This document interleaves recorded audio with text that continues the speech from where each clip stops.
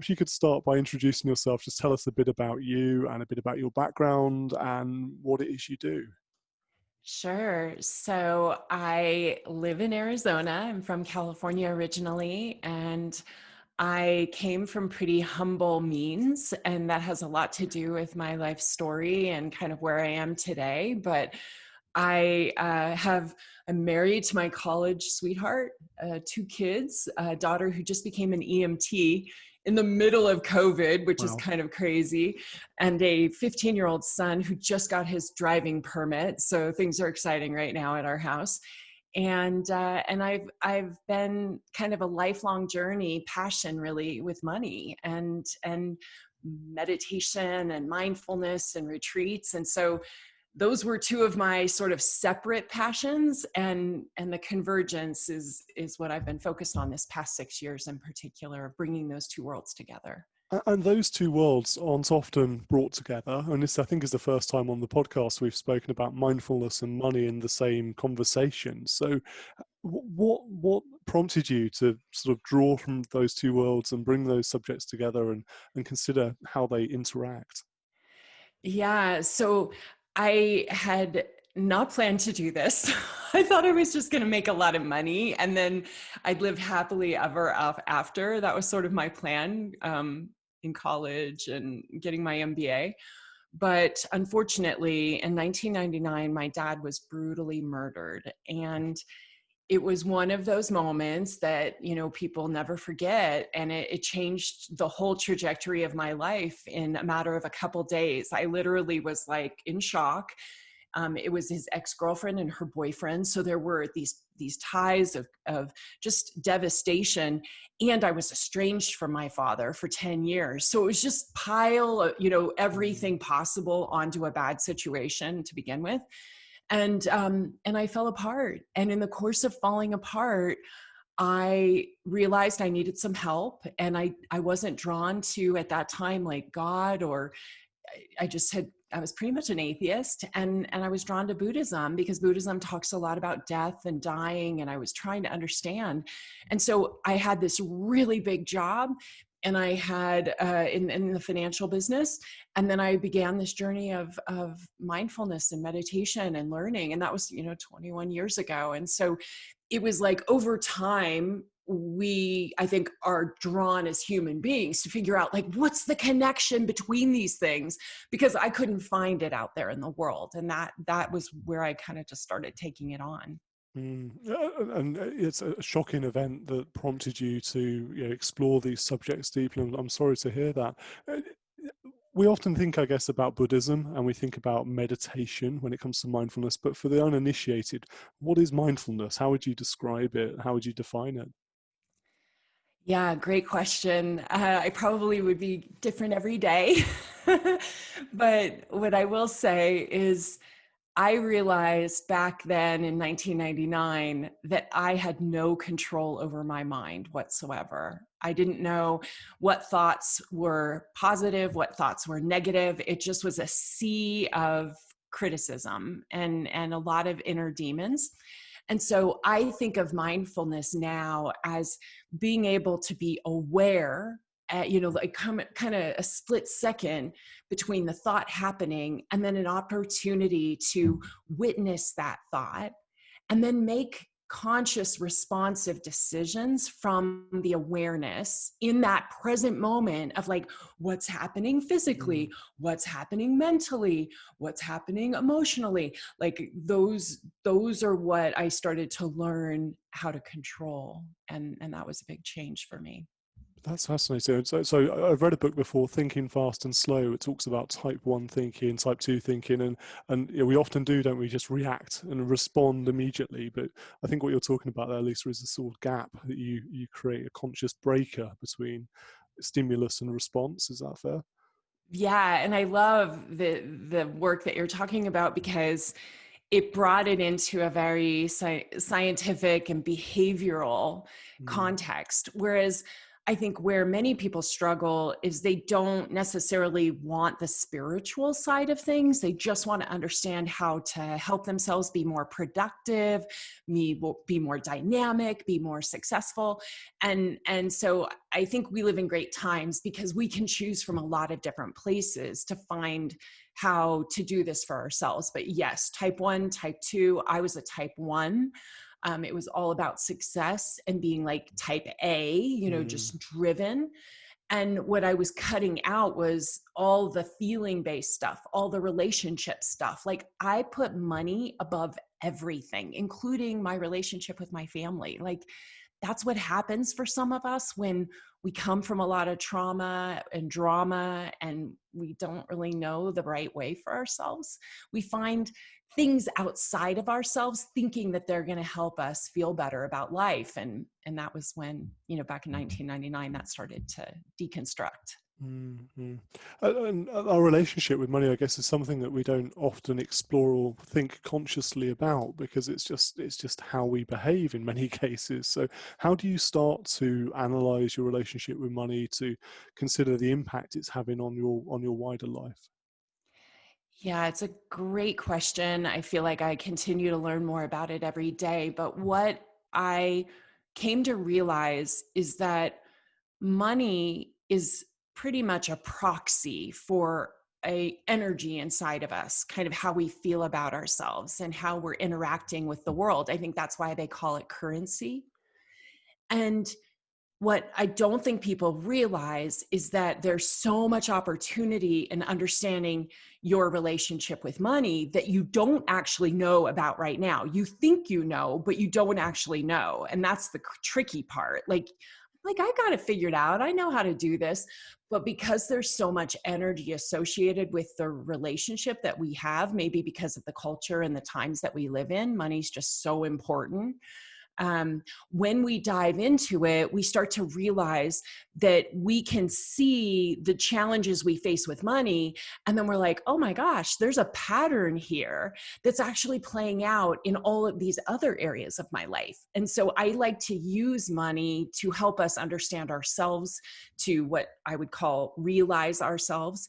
And from that place, it changes the way we think about just about everything. COVID can be put in this lens of like, right now we're feeling a lot of fear. Many people are, of like the unknown, and we don't know where things are going, and we don't know how this is going to play out or how it's going to directly affect our lives. Well, part of the reason it's so stressful to us is because of money. And that's why in America, I think we're struggling as much as we are, because we've made money so important, more important than life itself. And this is an evidence of it in the way that we're behaving with this disease. Why have we elevated money to this, almost placed it on a pedestal and given it such power, such importance? And is that something we have individual control over, or is it dictated by society? I think that it is dictated quite a bit by society. I think that this country was very badly hurt by the Depression, and those experiences of the Depression still live true. And I see them come up in my work with people to this day, where even though people I'm working with did not live through the Depression, right? I mean, but that was in the 30s. But what happened was there was so much fear that the people who lived at that time passed that fear on to their children, and then they passed it on to their children. And even though we don't really think about it, because there have been certain messages that have been passed down to us, we respond as if we were almost there now. And we start thinking, well, what about those food lines? And what about this? And what about that? And that's the obvious, but the less obvious is the way that we have connected in America, at least, we have connected our personal value as a human being with how much money we have and how much money we make. And there's a thought in this country that it's your fault if you haven't figured out how to master it. And it really like negatively affects the psyche of people who struggle with, figuring out money, for example. And so it's just this creates this circle. For some people, it's like a downward circle. For other Mm. people, you could say it's an upward circle where the more money they make, the more dynamic they feel, the more successful they feel. But what I also realized in my own research and my own journey of becoming a self-made millionaire is that no matter how much money I had, if I didn't deal with what was going on inside of me, I wasn't actually feeling any different as a result of the money. I still worried about it all the time. Mm. And it's fascinating you sort of talking about perspectives being handed down through the generations, and certainly I've seen that with my clients, but more probably from the post Second World War generation. So talking about, make, do, and mend, and waste not, want not. So always having this scarcity mindset when it comes to money and comes to material possessions, and that's a direct feed through from a parent's generation through to their current children, I guess, in that respect. So that makes a lot of sense to me. So practically speaking, Leisa, how do we start to address some of these issues? How do we understand our own relationship with money before taking some positive steps towards improving that situation? So, one of the exercises I love to do with people is to ask them to have a conversation with money. And it's really funny because they're like, what? It's like, yeah, you treat money like it's a person. And you think to yourself, okay, if I could say whatever I want to money, like let money have it. And some people would be like, I love you and I really appreciate you. Someone else may be like, I am terrified of you, or I am terrified of losing you. But the idea is the beginning of this work is about just being honest, brutally honest with how you're feeling about money, and then speaking to it to see what comes out, because you're opening awareness of something that you probably have never thought about, the dynamics inside of it. The other piece, and I know this kind of ties into what you're interested in and what you guide people through, is so much of this is an inside job. And I think we need to be really flexible and kind of wiggly and in the gray with this, because we're Mm. not looking for absolutes. We're literally looking for the pathway that money can show us how to bring back an understanding of appreciation of ourselves. And we go out first to see, what does it look like? What are the shapes of that relationship? And eventually and slowly and gradually, it starts to show us how we're actually cutting ourselves out of the equation, the things that are most important to us, and how we think about ourselves. And so the journey, even though we look at money a lot, I know that the whole goal of the work is to come back into this place of just deep reverence for who you really are. And this is an area of money that I, as a financial planner, feel woefully ill-equipped to deal with, to help facilitate my clients through. So, is there a process that a client, an individual investor, could follow to gain this better understanding? I know within the book you have something called I Prosper. So, is that a number of steps you could take someone through? Yeah. So I was a financial advisor just like you. And so everything I create is with that running narrative in the background, kind of like, how can we make this really practical? How can we help like a financial advisor or a client of a financial advisor? And so I Prosper was the seed, and I'll say that it's a combination of several different works that have touched my life. The Artist's Way by Julia Cameron, the 12 step program, which is one of the most enduring transformational programs of all time. What I wanted to do was create a way for people to kind of go through money recovery, but do it themselves. And that's what I Prosper does. It talks you through setting your intention, noticing your patterns, being able to understand the opportunity. Well, there's two parts: reclaiming feelings. You might understand this better than most working with money. Is a lot of people have disconnected their feelings as it pertains to money. And it's like, this is business or this is money. And I realized that actually is a big problem, that when we disconnect from it in that way, that we're missing some opportunities. So the I Prosper process is bringing you to the core elements of what would help you most if you wanted to make some changes. And at the end, it ties back into creating a holistic financial plan, which I think will also be, I can't wait to have you kind of give me some feedback, because in that process, I decided to make financial planning like building a house, because I think sometimes we start at the roof, whereas really we need to start at the foundation. And so I show people the things that they could be thinking about when they're focused on the foundation, and then building the walls, and then eventually building that roof, but what are these stages that you can go through as you build wealth? And think of it maybe even from a more feminine perspective, because that's what I feel like I'm infusing in the process of like more self-inquiry, more like, just because somebody tells you should be doing this doesn't mean you're ready to do this.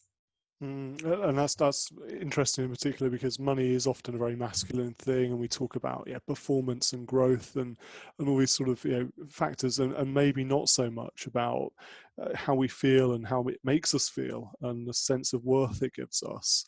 So it's a fascinating subject. As I mentioned earlier, I feel ill-equipped to sort of dive much too deep into this, and I feel there's much more I could ask you. How do we, in practical terms, how do we get started? And what would you say to somebody who's listening to this conversation and who thinks, okay, I need to be more mindful about money. I need to consider what it means to me and what I want from money and what it can give to me. What would be the first step on that journey? So, like I said, having that conversation with yourself, if you are intrigued with what you find out, you're going to be like probably eager to learn a little bit more. I have focused on this for the past 6 years, so I've created a lot of different tools. But in all fairness, like the reason I wrote this book was I wanted to put this process in people's hands so that they could do it for less than, US $20. Like the other piece of it, and I know we don't have time to get into it, but we'll plant a seed, is I noticed that there were 7 main patterns which underlie the I Prosper process, and also underlie sort of the maturation of personal development, like our own personal kind of journey, life journey. And what I found is that many of us have like 1 or 2 in a pathway of 7 that sort of stick out and are actually like sore thumbs in our lives that keep coming up over and over again. And so the work was meant to just give people ideas of like, oh, like sometimes it might just be validation, like, oh my gosh, I'm not going crazy. Like, I'm not the only one who thinks this way.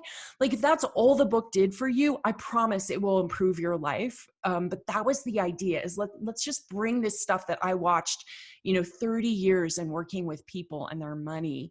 Like, what are those things that a lot of people are struggling with? Kind of put them into 7 classes and then let people kind of do their own journey. And once you see the pattern, even that is healing in and of itself. Like, I don't even feel like some people will do anything more than just be like aware. Oh, this is something my mom passed on to me.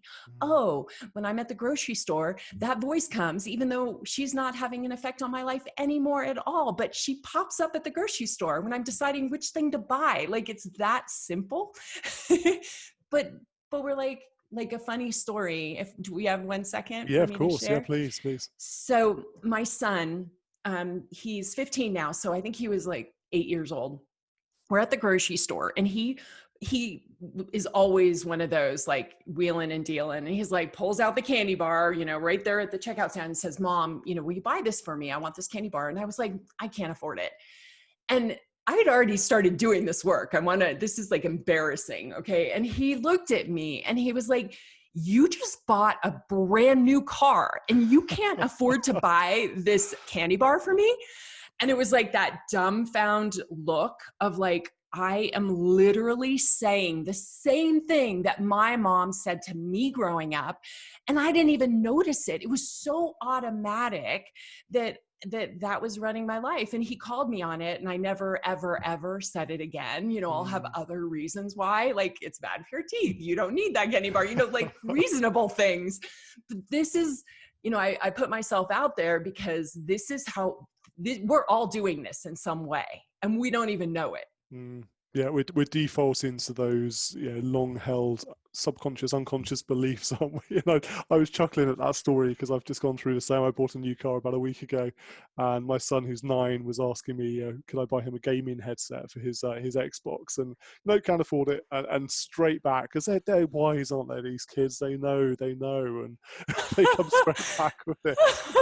So no, that did entertain me. Leisa, thank you so much for your time today and for sharing these insights with us. Before I let you go, how can we find out more about the book, and how can we connect with you and find out about your work?